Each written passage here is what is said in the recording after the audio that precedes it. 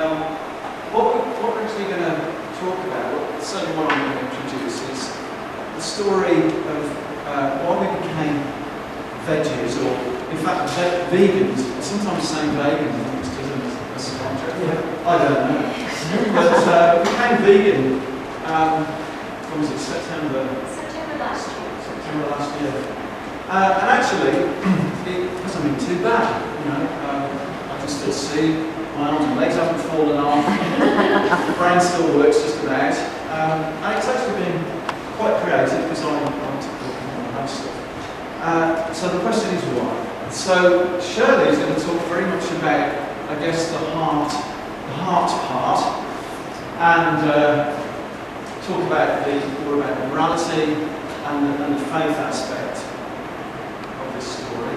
I'm going to concentrate on, I guess, what to me kind of indisputable facts. I guess I'm more of a fact person. I said fact person, not fact. And this has been a kind of an accumulation over many years, really, thinking about, when you have a plate of food, where does it come from? How is it produced? And in particular, animal food. And it's not, maybe you might think, well, maybe this fellow's got some squeamishness about eating meat. Well, no, because I used to cook all sorts of stuff, including, meaty stuff. And occasionally get a whiff of chicken and I think, did we make the right choice? No. No, we definitely made the right choice.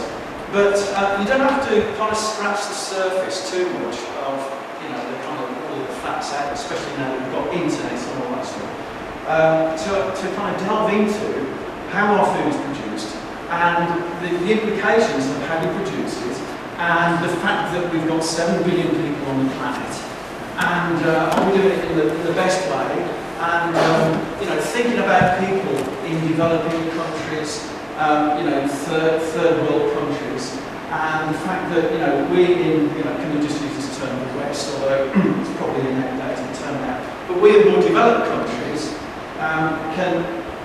these are fairly good diets, and they say that the standard American diet is something like, if you average it all out, it's 2,300 calories. It's probably too much protein, quite a chunk of meat, and a little bit of veg. And that, that's kind of an ideal thing. Of course, most people in the world aren't eating anything like that. And then you ask yourself the question, well, what if we actually go to the trouble of, giving food, think of some ideal scenario where we could actually feed everybody on earth and give them the, standard American diet, or whatever you call it, recommended daily allowance, to everybody. Would it be possible? Would it even be possible to do that? And you find out that no, it wouldn't actually be possible to do that. Even if we could distribute, there was some way we could distribute the food, or let's say, send the wealth to those countries so that they can buy the food, then using current methods, factory farming, whatever you want to call it, we couldn't actually do that. We couldn't do that in any shape or form. So I'm going to talk about those bits, some of those bits. Now, I threw a whole bunch of stuff at the back of the church, and it was kind of optional, really. I mean, some people, and just by the way, just to kind of preface all this, this is a sermon. I'm giving a sermon, but I'm not preaching. Okay, my bit of it is, the way I see this, is that you describe the reality of the situation, and it gives people things to think about. It made me think when I started to look at the implications of how to feed on stuff. That's what I'm going to do. Present some facts, and you can take what you want from them. And if you need that extra depth of information, and, because I'm going to say something. Is that true? Where do you get that fact from? Well, there's kind of a sheet with all of that sort of stuff. If you're someone that likes to dig in to the literal reality of things, and of course if you're digging too deep, there's a lot of kind of scientific literature out there that's almost indigestible to a lot of people. But there's some bullet points stuff there if you are interested. And there's also a couple of other leaflets. One is to do with the abolitionist approach to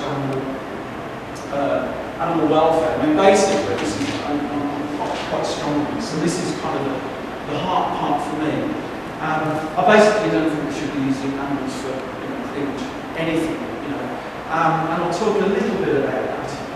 There's a leaflet there that kind of describes the whys of that, if you're interested. And that's a conversation anybody can just have with you any time. So I'm not going to actually talk too much about that. And there's also something there, and it's one of these instances, one of these cases, I guess some kind of, what do we call it, a model case. I'm going to show you some slides on it. Where was I? Oh yes. So it's to do with palm oil. Okay, it's to do with palm oil. It's one of these things that's happening in the world that most people aren't aware of, and therefore most people don't think about it. So what's palm oil? Okay. Well, palm oil is something that's being produced a lot in tropical rainforests that have been.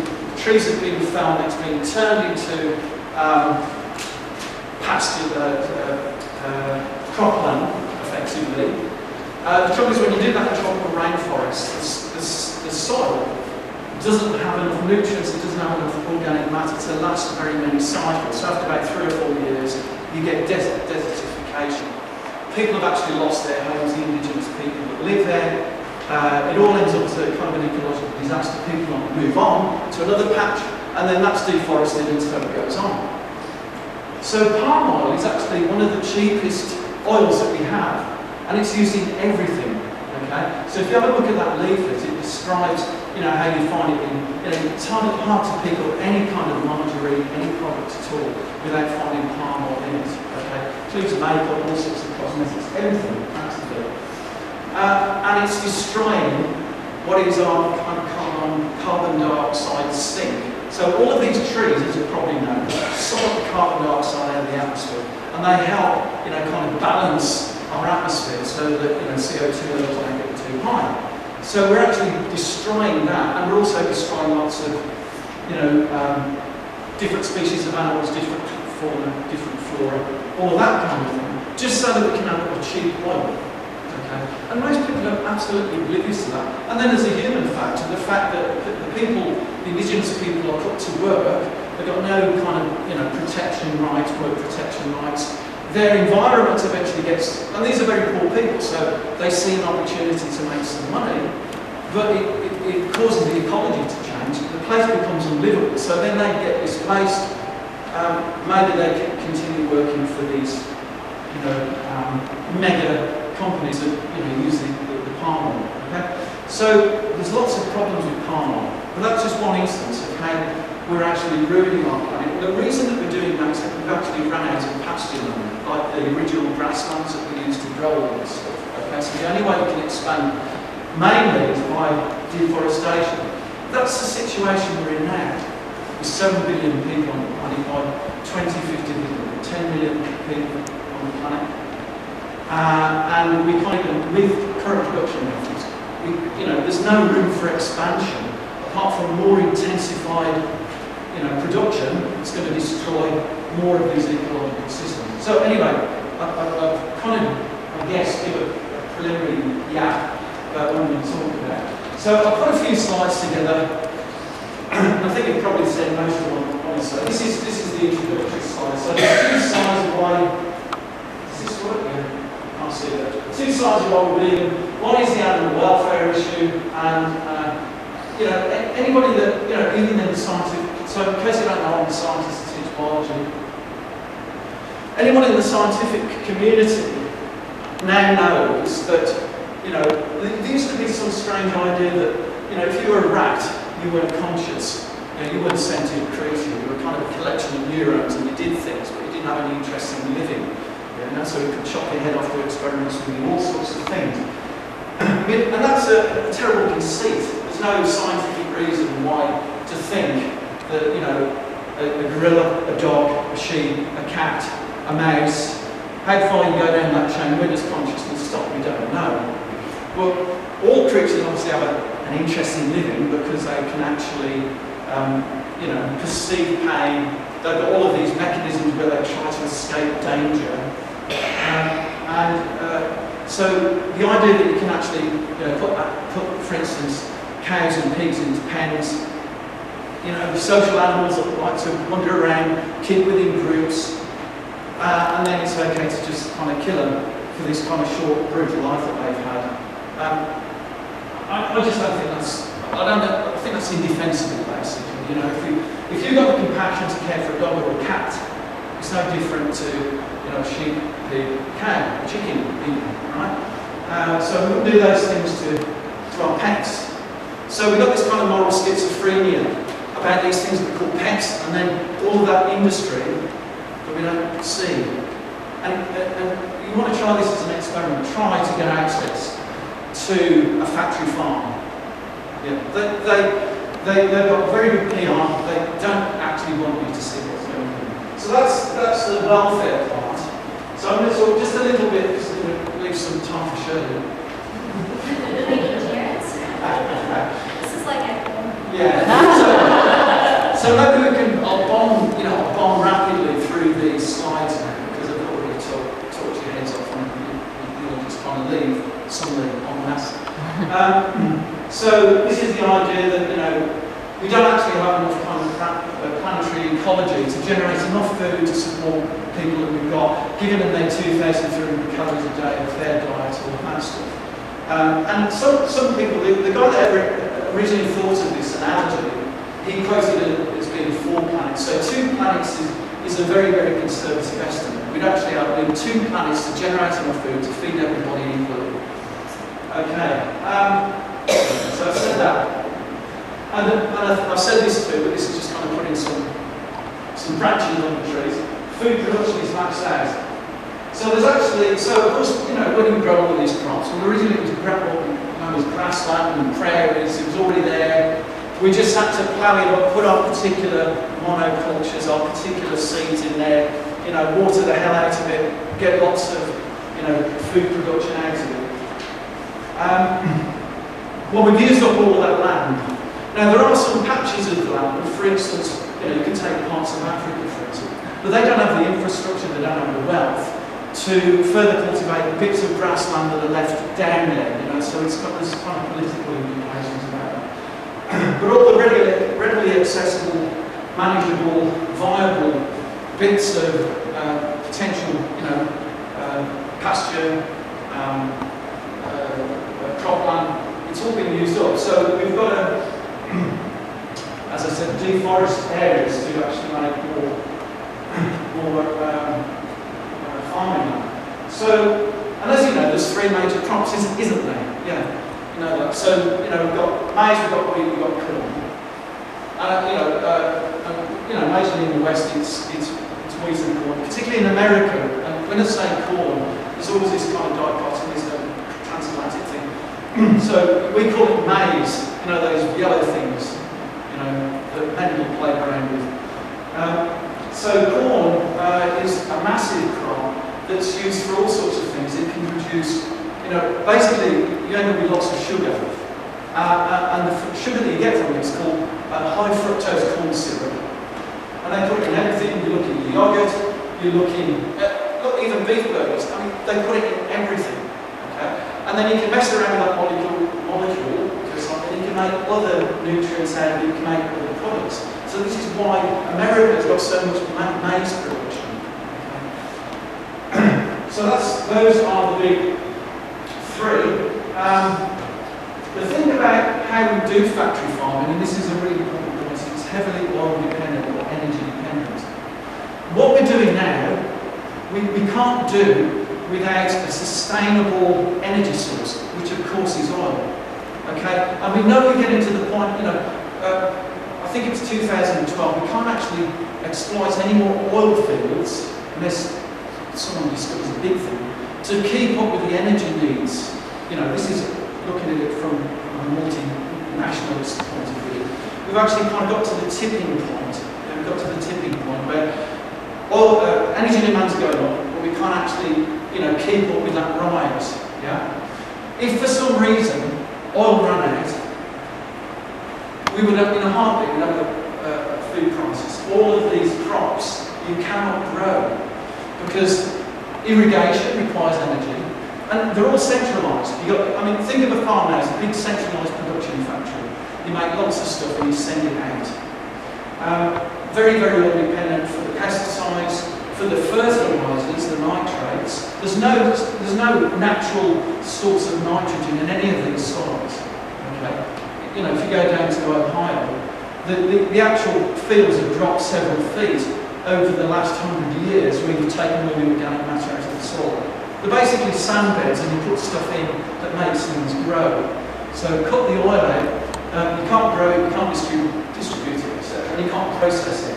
You can't eat maize, you can't take a maize seed, you can't take a piece of corn, you can't take a grain of rice, cheese and eat it. All needs processing. That requires all the time. Anyway. Now if you take those crops, and a major part of those crops is used to produce animals, to produce pigs, sheep, especially beef.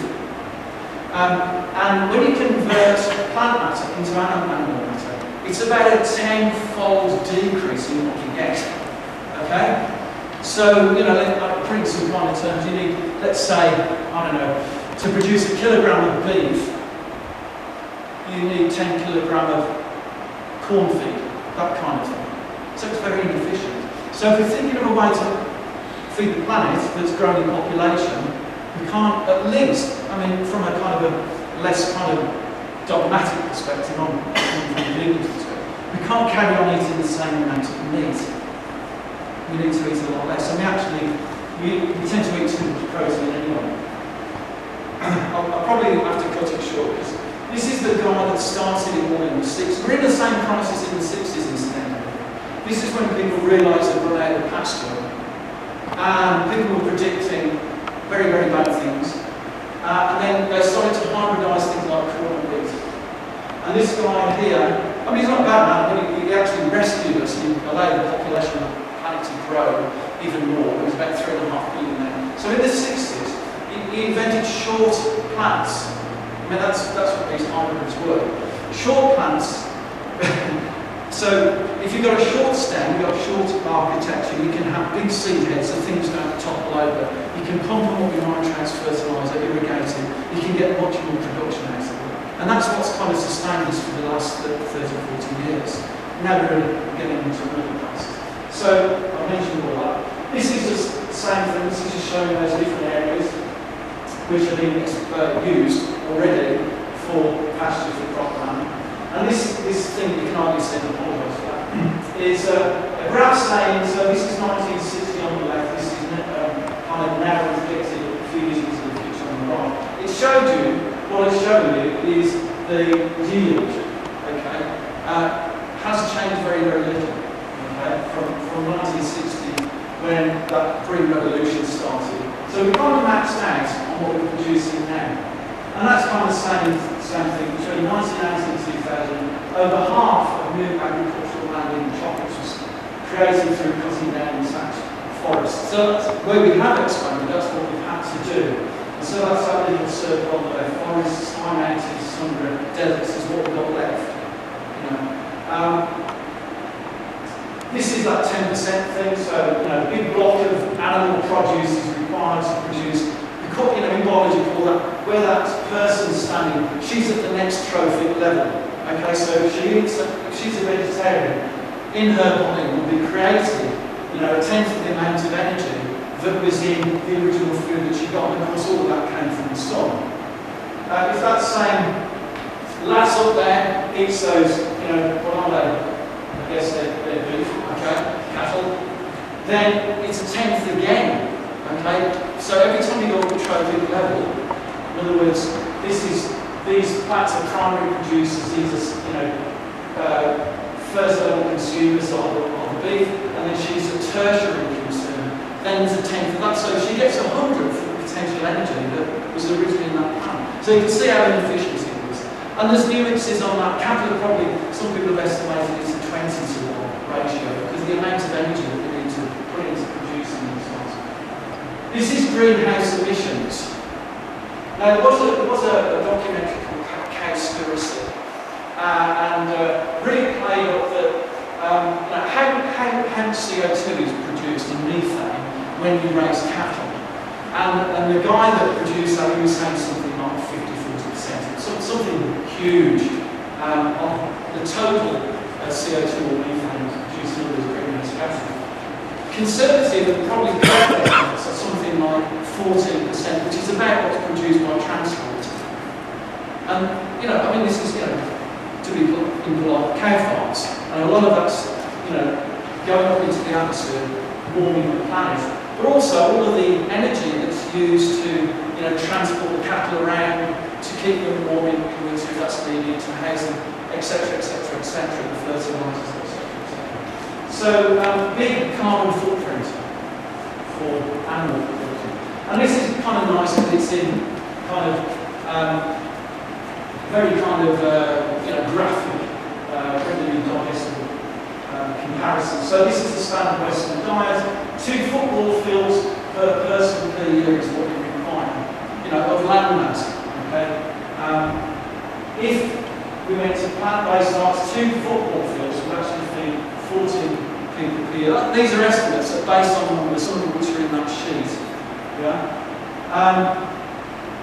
For everyone in the world that eats a plant-based diet, 5 billion football fields worth of land can be returned to forests, which is quite a thought, isn't it? Okay. Now maybe we'll do other things with it, but we certainly can't keep, chopping down trees to make, more pasture. And water, which I haven't mentioned, is a big factor too. So, if you think about the cow or the pig or whatever animal it is, it's going to be drinking it in water as it's growing, etc. But of course, underneath that, now we know, is 10 times the amount of energy of all of that, all of the crops that have to be produced to feed that animal, which and let's face it, a lot of irrigation goes on because the soils that we have now do not hold the moisture. Okay, so these are an estimate here: 1,200 gallons of water is supplied, a family of 4 for the year. 1,200 gallons of water is the amount required to produce 10 pounds of beef. Alright, so it's a big user of water. So the bottom line. Then you want to thought people live in extreme poverty, and that, we have these kind of metrics, if you read the papers, that's kind of set at less than $2.50 a day. So if you're a little bit above that, you're not classed as extreme poverty. So, there's this kind of, big group of people that maybe just above that, that aren't very wealthy. They can't afford the Western diet. Highly developed countries make 20% of the world's population, it's us, and the rest. And most population growth has been in developing third world countries since the 1960s, ironically. Highly developed countries consume more than 50% of resources. I know these are big, bold, you can go to deep if you want to check the facts. The human population explosion continues, as far as I know, and industrialised food production based on current methods is unsustainable, which is what really I was trying to prove to you. Alright, so I'll shut up now and hand it over to Shirley. Thank you for your attention.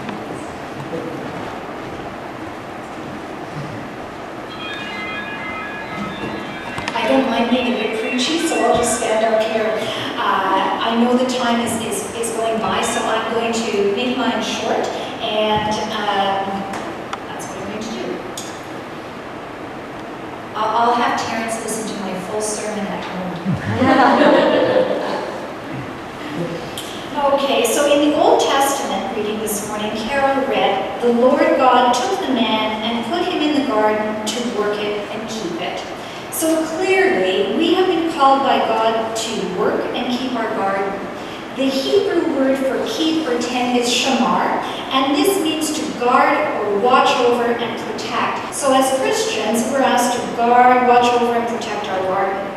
After listening to some of the stats that Terrence has shared, it's painfully obvious that we as humans have not done the best job at tending our garden, and we need to rethink some of the ways that we've been doing that.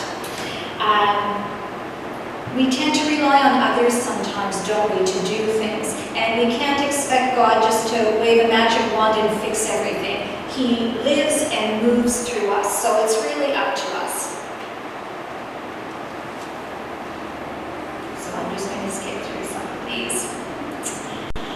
We've heard it said many times that we are the hands of Jesus and God works through us in our actions and deeds. And I know that many of you are already doing your part. This slide will look very familiar to you. You're trying to reduce, reuse, and recycle. So you might be taking your bike instead of the car. You're choosing different types of cars to work with. You might even be doing something called Meatless Mondays. I thought this was a great idea. So just one day out of the week, if you are a meat eater, which Terrence and I were, we really aren't preaching to people. This has been a journey for us, and we have had some failed attempts. So if at first you don't succeed, just keep going. But it just means that take one day out of the week and make it a meatless day. If you're already doing that, try 2 days. Because you may not think it makes a difference, but it really can make a difference if we all do our part to try to reduce some of the use. I read somewhere, this kind of surprised me, but they say that, with water reduction, that you can waste up to 200 gallons of water per day just with a leaky toilet.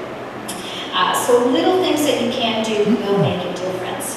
And with Terrence said that we started becoming vegetarians, I'm just going to use that about a year ago. So in September, we will have saved about 52 chickens. Because once a week we go to, Ceylon Foods or what have you, and we pick up a rotisserie chicken. And these guys are really opting for you to eat more right now. And I guess, Lori, I thought of this before I knew you were going to be here, but I've saved 52 chickens. We've saved 52 chickens. And Lori and her sisters, I know, are on a high-protein diet, so maybe you consumed more than your share. So we have to balance. Okay, so we know God works through us, and so the work starts with us.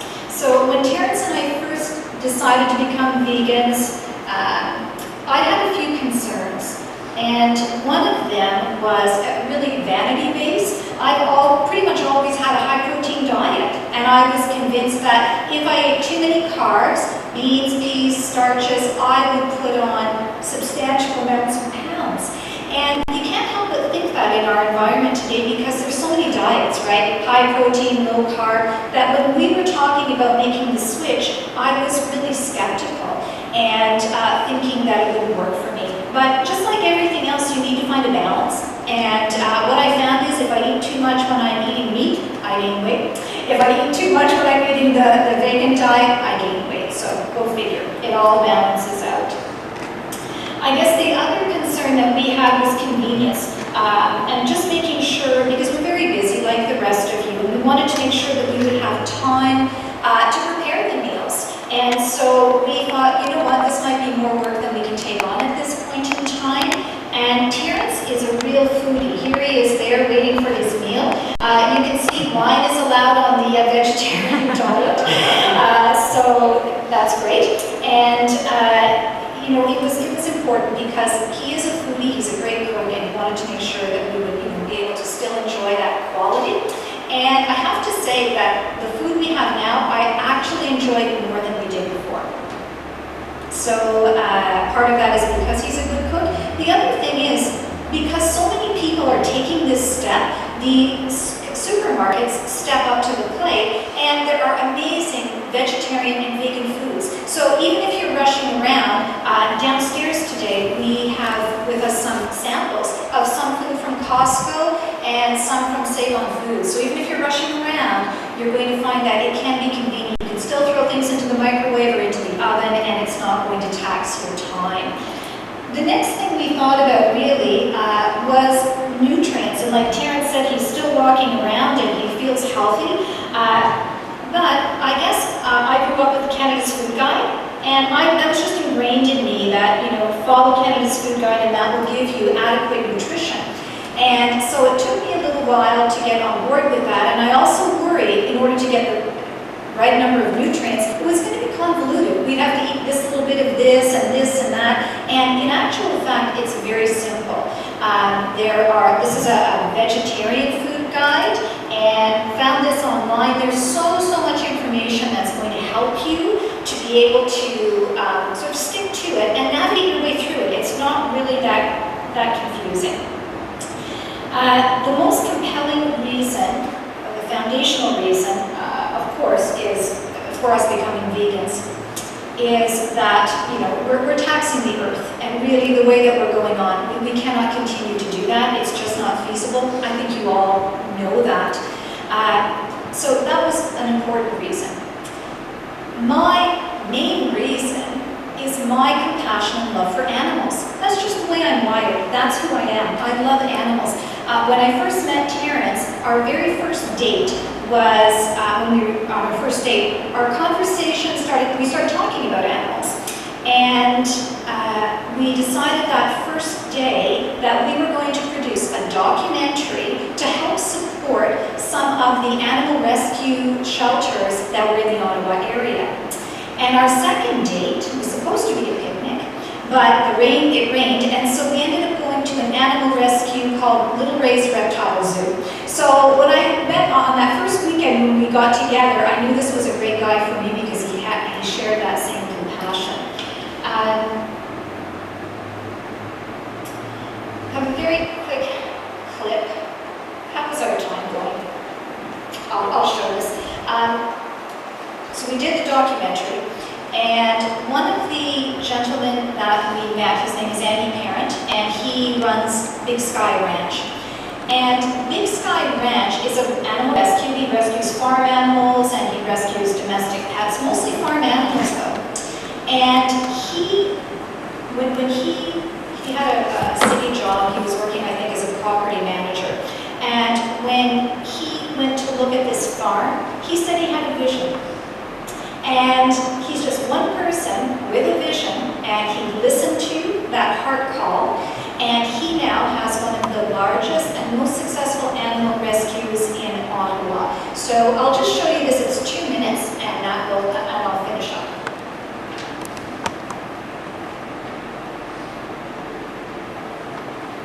So Terrence, maybe can you?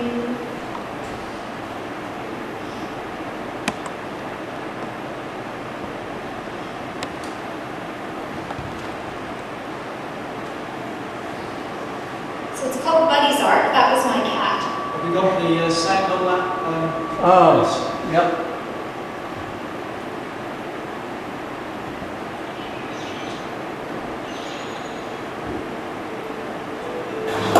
The cruelty has to stop. It's been going on for too long. We've let it go on for too long. And I know our lives are important, but so are theirs. There were 10 dogs on a property. They were severely abused dogs and had been for many years. Everybody in the area knew about it and nobody had done anything about it. One of the dogs had 5 chains wrapped around his body with 3 padlocks holding him in place. And he was bolted to a doghouse. They would get him off that doghouse and into a truck, and he was not friendly. And at night, behind the shopping centers, in the garbage bins, your Tim Hortons, it's disgusting. There's kittens thrown in bins, mothers have them and walk away.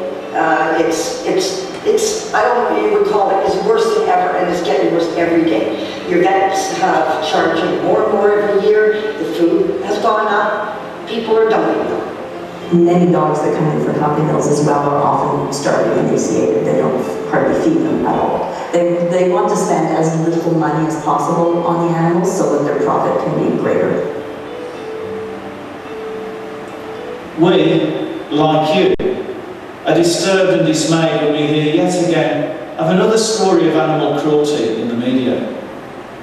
Dismayed because nothing much seems to change with time.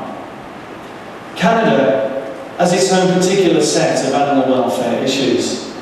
Some would say, the Canadian Federation for Animal Welfare Societies, for instance, that Canada's record in regards to this issue is dismal compared to many developed countries. When I and my partner and co-producer Shirley began this project on animal welfare, we were full of naive questions. I, for one, had never heard of the term puppy mill, being a relative newcomer to Canada. I don't understand how puppy mills persist, or how pet shops can sell dogs from puppy mills with apparent freedom. Nor do I understand how, in a nation of animal lovers, that someone can beat a puppy to death and get what amounts to a community sentence. We discovered that there were numerous groups picking up the slack. People who saw a need and decided that the only solution was to take action themselves. Yes, please. I'll get Bob. This is Andy Parent, who owns the Big Sky Ranch.